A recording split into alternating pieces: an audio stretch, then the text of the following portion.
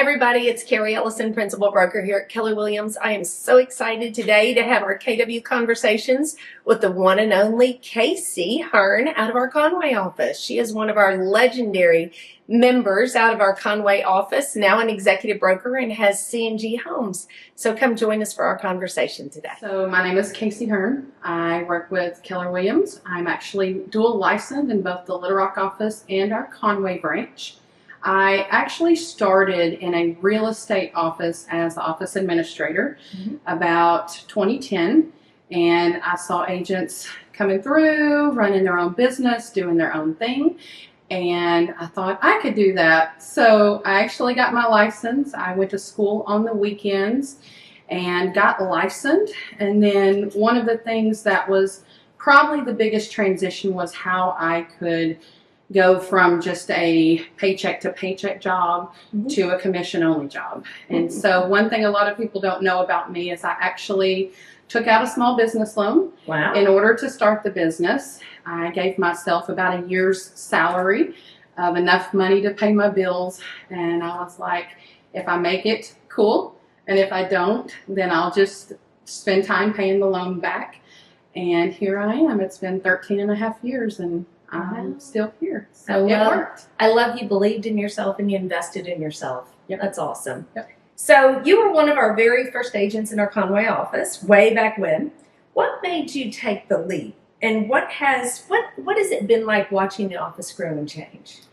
So, you know, one of the things that really brought me to Keller Williams was training, hands down. So the very first training class that I went to was Business Planning Clinic with Georgia Alpazar. Yep. I sat on the front row. She called me out just like she does. And it reminded me that I was where I needed to be. I thought I knew what I was doing. And sitting in that class, it made me realize how big of a business I could really build. And following up with that, we had our Bold class that came up in October just a couple of weeks later. And when I did that, it really gave me a whole new perspective on life and real estate and really what building a life by design really meant. Oh, that's great. And being in Conway, you know, joining the office, the training is what really caused me to join KW. And then we were able to open the Conway office, get everything going. And so what's happened is we've seen a lot of agents come in, get in the business, and I've really been on the forefront of seeing them come in and out. And some of them come in and transition and build really great big businesses. And I'm so thankful to get to watch their transition every day. That's so cool. So let's switch to kind of the consumer side. So when someone tells you, I'm thinking about buying or selling, and let's just say they're moving to Faulkner County, or they're in Conway, they're one of your clients. What do you find yourself telling them first? What do they need to do? I would say one of the first questions that I ask anybody moving to Arkansas or just wanting to move around, usually is what's causing them to move. If they're coming in from out of state, they may be moving here from, we get a lot of people that move from the West Coast, a lot of transplants, I like to say, and those particular people typically are moving here because we're the natural state. They want maybe a slower pace of life. A lot of people will sell their home elsewhere. They've got a nice chunk of change. They'll move here. The cost of living is cheaper. And so from that standpoint, what happens is they can come here and they can pay cash. And so from that standpoint, it frees them up to not feel so strapped every month. So for me, the biggest question is what's bringing them here and what's important to them. If people are just moving around, obviously coming into Conway, we've got really great utilities. We've got Conway Corp, which is all one utility bill, and it's very affordable. People love that. If they're moving on the outskirts, they're typically wanting land, maybe some hunting area. They're wanting just to spread out and not be right on top of their neighbors. So there's a house, there's a property for everybody, and I think just digging in and figuring out what's important to them is probably the first goal. So just out of curiosity, how is Faulkner County, how's Conway, Faulkner County, how's that market moved since you first started? And how have you needed to adapt your business along the way?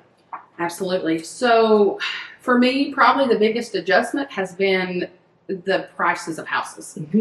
So years ago, those $100,000, $125,000 houses, those houses are now $200,000 houses or $225,000. And so affordability has probably been the biggest change that we have seen.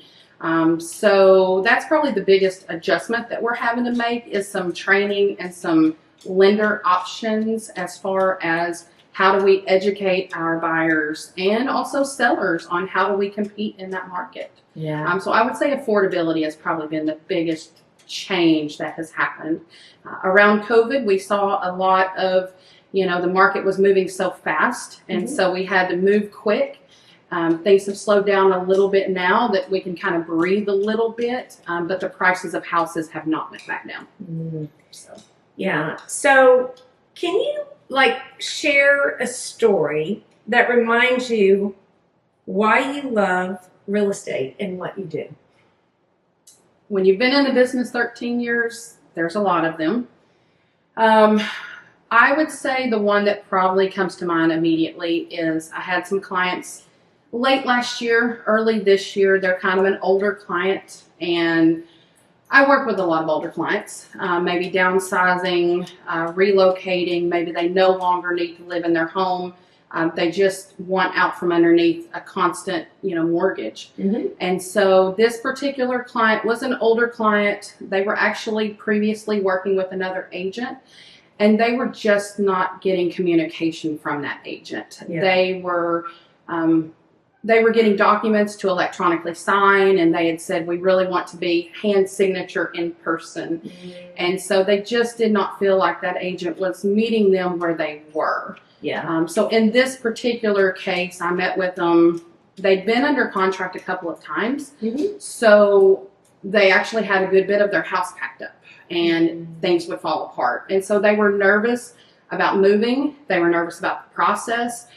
They were nervous about communication as a whole. And so for this particular client, we put a plan together and we got their house on the market.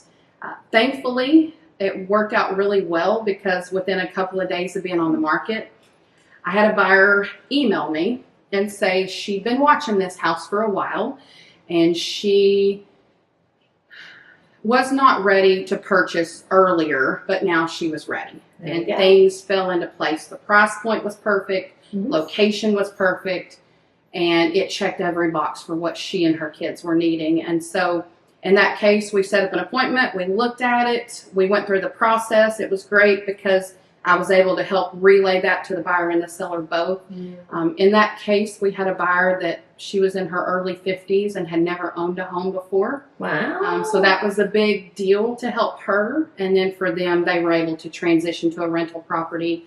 And in their case, that's exactly where they were at. So. Wow. It's crazy, all the stories you go through. I always tell people real estate, everything happens for a reason. It does. We'll have some clients, they don't get a house, or that, and I'm like, everything happens for a reason. Just let it go. Yeah. So what do you think has been the biggest contributor to your success, whether it's relationships, consistency, mindset, or something else? I would say the one thing that really comes to mind for me, it goes back to the BOLD training class that we did. Hands down, it is the mindset. I learned so much about perspective, how I'm showing up every day, how I'm showing up for my clients, how I'm showing up for my family.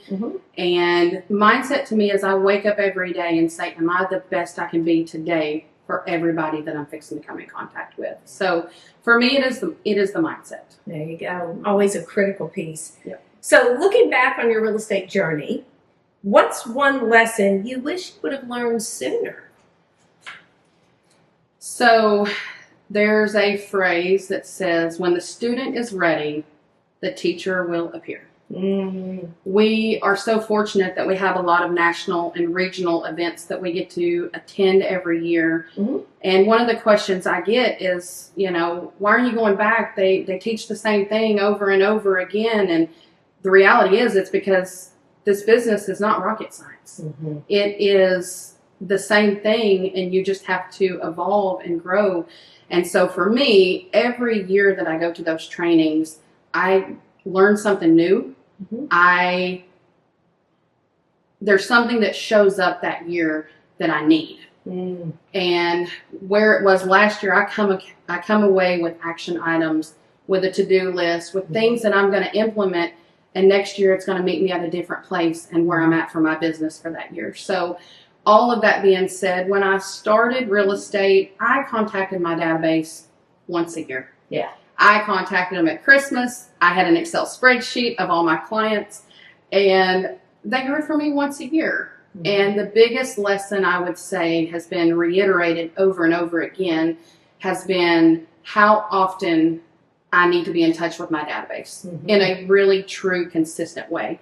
So for me, the last 3 years, we've been very strategic in how often we touch our clients in a touch plan. Yeah. And by doing so, what happens is we do it quarterly, and every quarter when that goes out, the phone rings. Amazing how that happens. It is. So for me, the lesson is I should have listened earlier.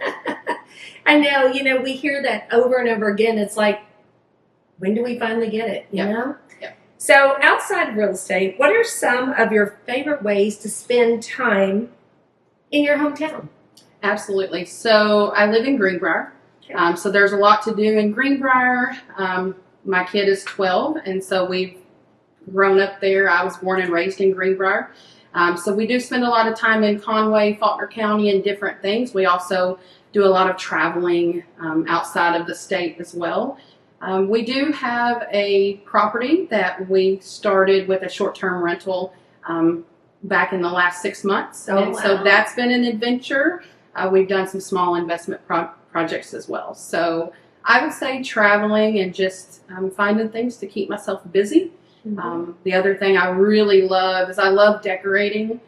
So we have a storage building full of decorations for every holiday.